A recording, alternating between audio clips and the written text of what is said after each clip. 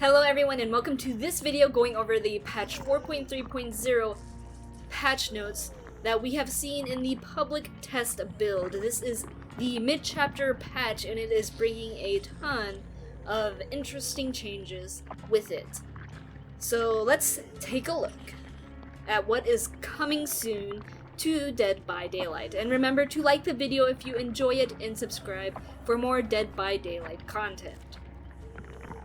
Right away, the very first change we have here is changes to the Executioner. It is the balance time for him. So with his power, they are adjusting a few minor things. After canceling his Rights of Judgment, his movement speed is reduced to 4.4 meters per second for 1 second, and he cannot attack for 1 second.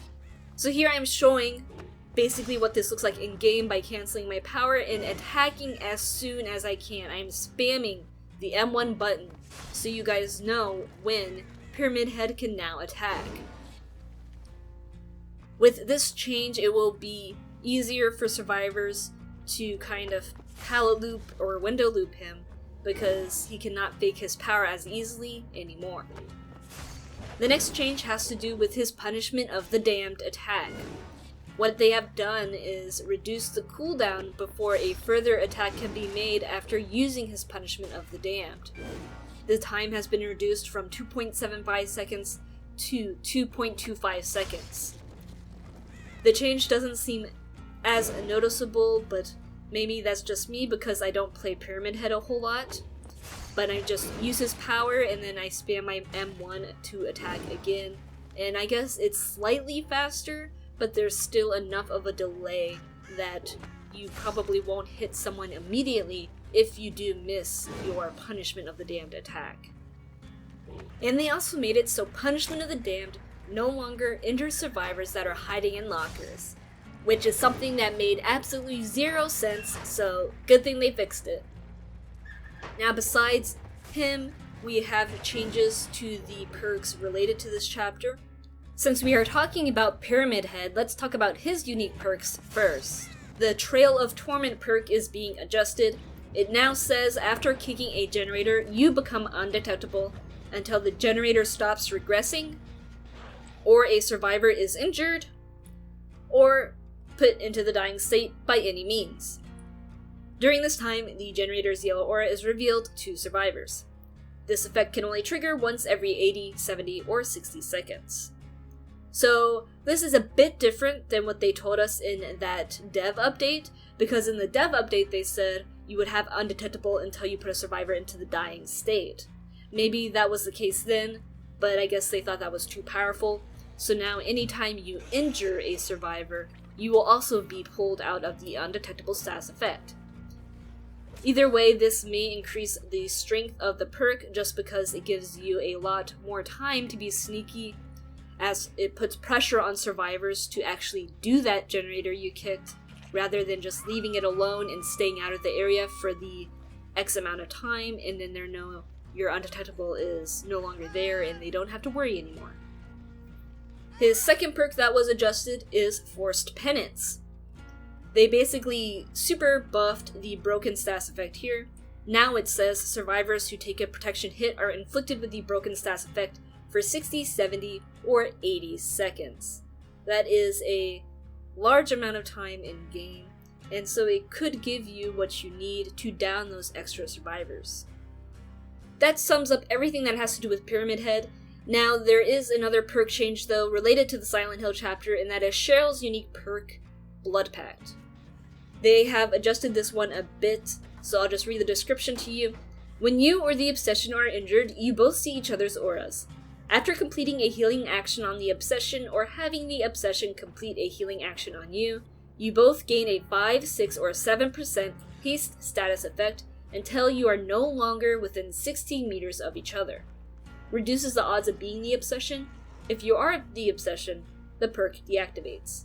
So they changed Blood Pact by making the haste status effect be the thing that changes between the tiers, instead of how long you have the haste status effect. And this could make the perk more viable, especially in a Survive with Friends where you can actually communicate and stay within 16 meters of each other. a 7% haste status effect is very noticeable when you have it and can give you the edge to kite the killer for so much longer than you would without it. So we'll see how this does when it goes live. Now, those are not the only perks that have seen changes this round. We are getting a perk overhaul for a lot of survivor and killer perks as well. So I will go over the survivor perks first. We got Any Means Necessary, which is one of Yui's unique perks. It says press and hold the active ability button for 4 seconds while standing beside a drop pallet to reset it to the upright position. Any Means Necessary has a cooldown of 100, 80, or 60 seconds. So they made the cooldown shorter, and not only that, but now you get 500 blood points for setting a pallet back to the upright position. Next we have Feng's unique perk, Technician. It now says the noise caused by your repairers and their hearing distance are reduced by 8 meters. On failed skill checks, the following effects happen. The generator explosion will be prevented, the generator loses progress as usual, and an additional 5, 4, or 3% progress is lost on failed skill checks. So now Technician will help out newer players more because it guarantees that the generator will not explode, but it will lose more progress than normal. After that, we have Slippery Meat, a general perk available to all survivors. They have removed the increased chance to escape bear traps from this entirely, and made it basically a unhook yourself perk. So as before, it grants up to 3 extra escape attempts on the hook. Now what they added to it is this. The hook escape attempts have a 2, 3, or 4% increased chance to succeed. They specifically mentioned in the patch notes, by the way, that these escape percentages are additive. So if you have Slippery Meat on, it adds on to the base percent chance survivors already have to escape the hook. So while the perk just says it increases it by 2, 3, or 4%, it actually increases your unhook chances by 6, 7, or 8%.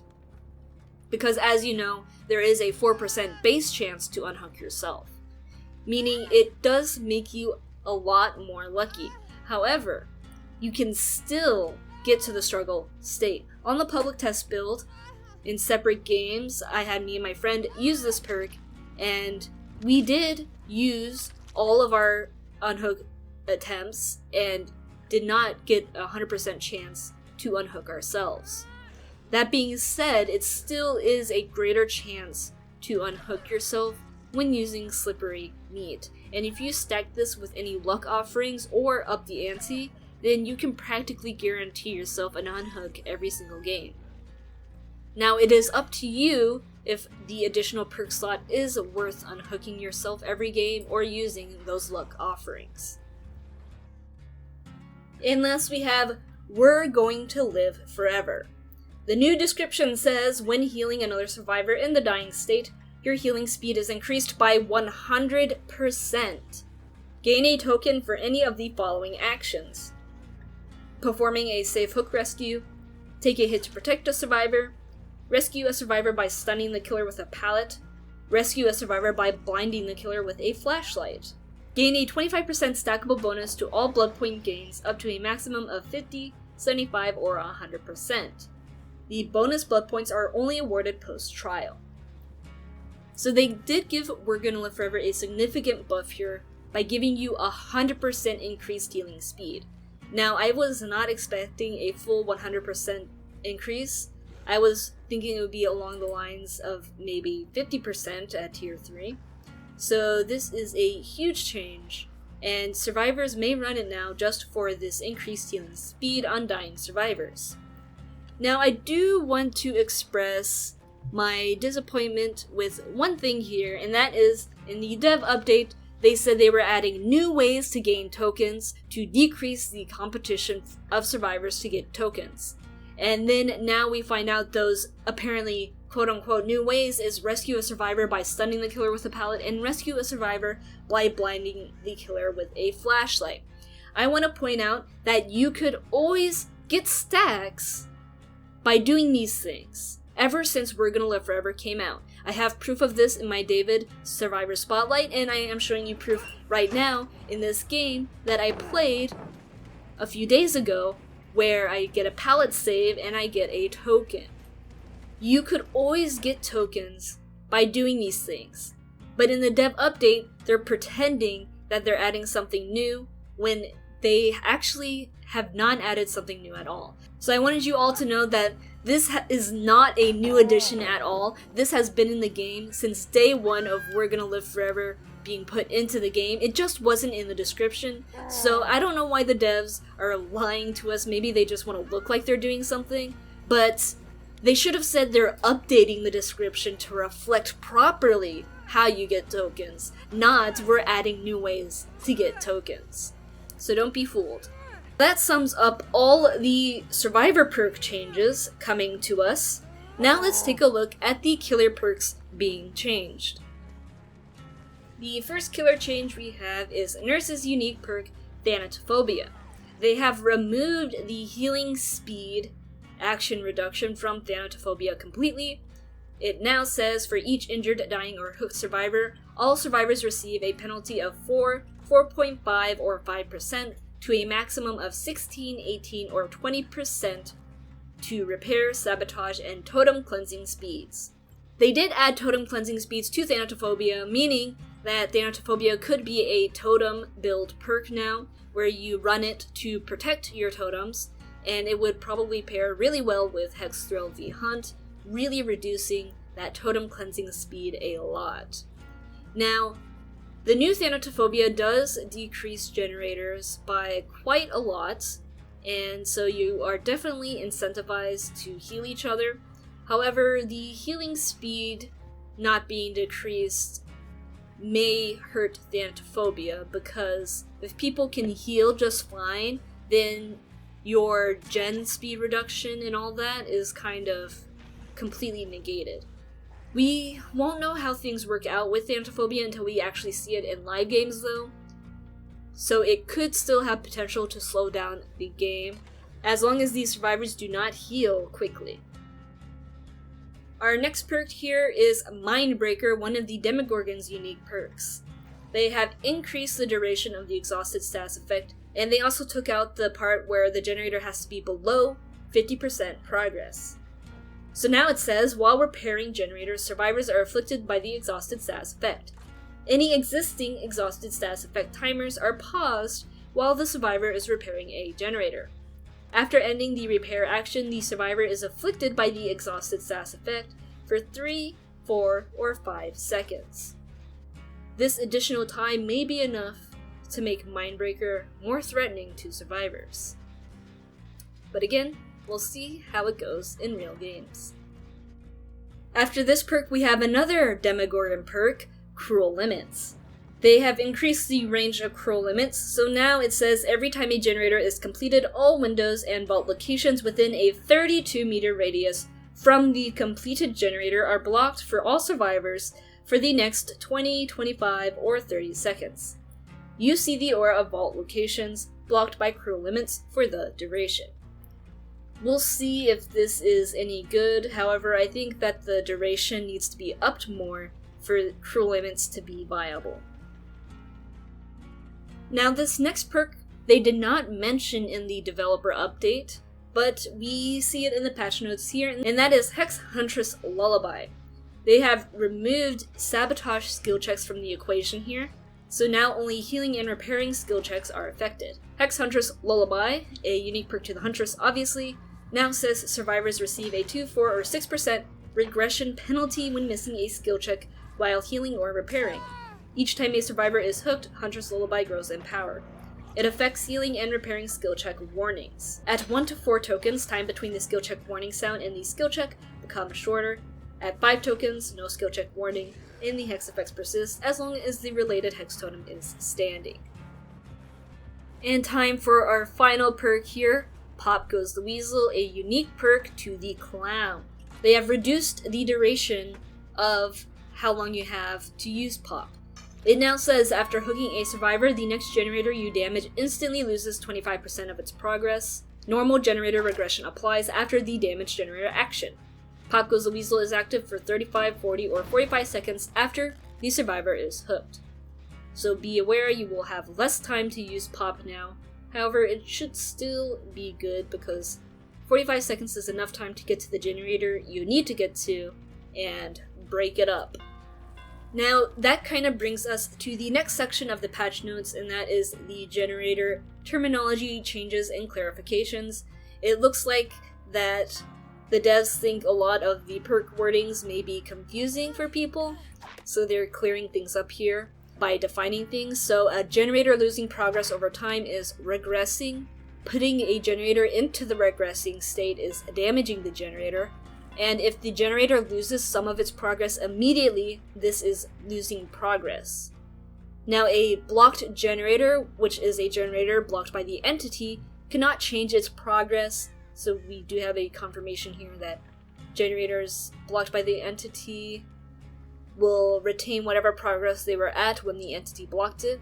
A blocked generator retains its regression state too, though, but no progress is lost until the generator is no longer blocked, meaning things like Hex Ruin can be paused while the entity blocks the generator, but as soon as the entity falls off, the regression from that perk will resume. Now, it says a regressing generator can lose progress due to other effects. For example, generators affected by Ruin can still lose progress to Surge. And then they said Surge, Pop Goes the Weasel, and Overcharge have had their text updated to reflect these changes, but I'm not going to go over Surge and Overcharge here since their effects remain the same.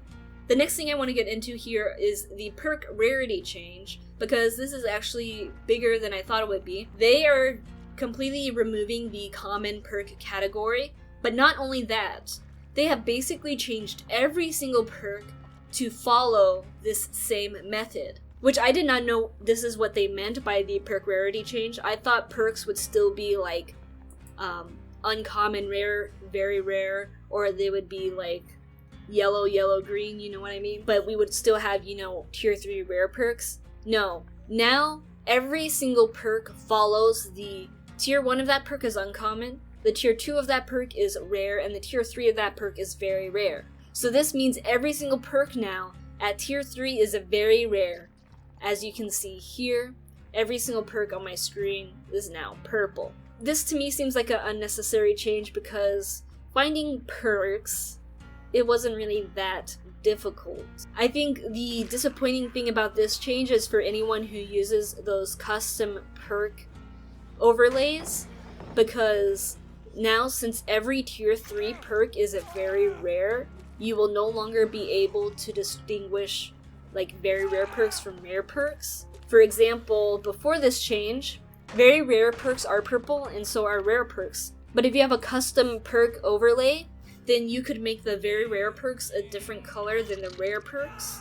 So that way you could like customize it. I know a lot of people liked having the pink very rare perks, so a lot of people used that overlay that basically reverted the change and they could use the old school colored perks.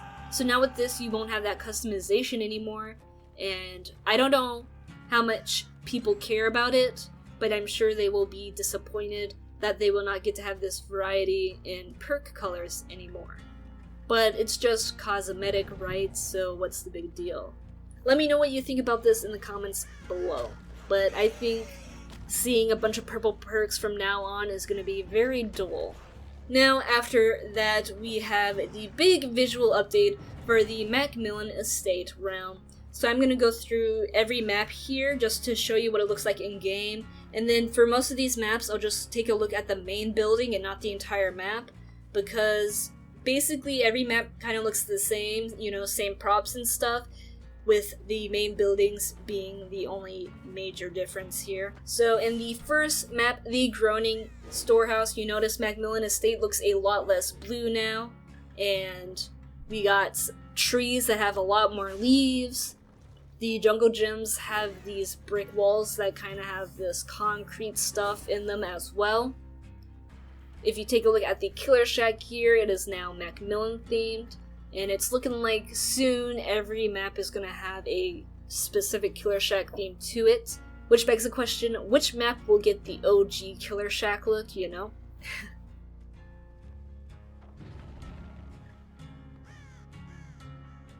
But moving on, in the Groaning Storehouse here, there is a breakable wall on the left side.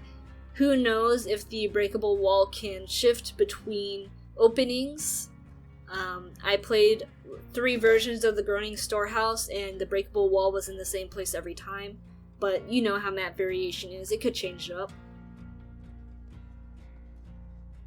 Next we have Suffocation Pit, and as you can see, the main building has been revamped. It now looks more clearly like a mine here, and a very good look.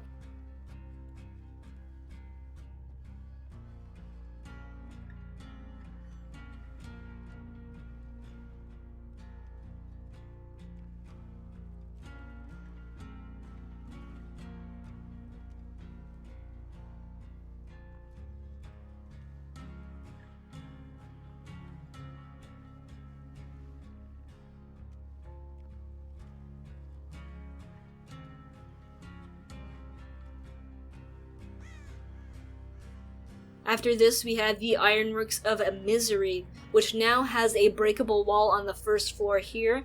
Again, unknown if this door can switch places on the first floor.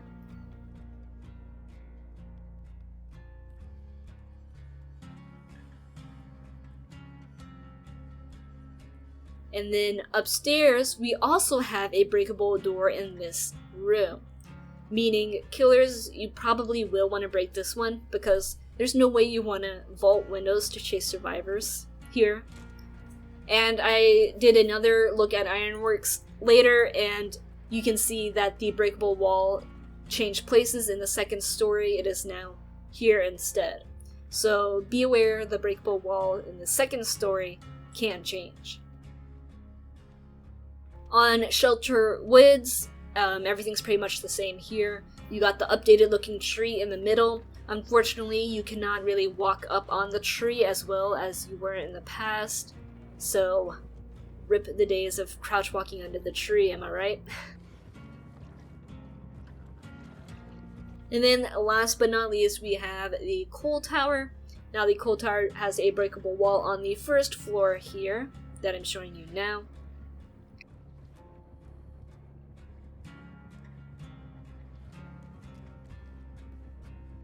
And it also has a breakable wall on the second floor. Not really sure what the point of this is. Maybe, I guess, to get access to the window below, the killer could break it.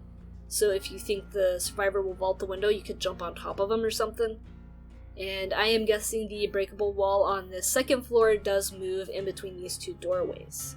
One last thing I want to add is that with all these updates, there have been some adjustments to props where you can't hide behind them as well as you once could, such as the treads in the Macmillan estate maps.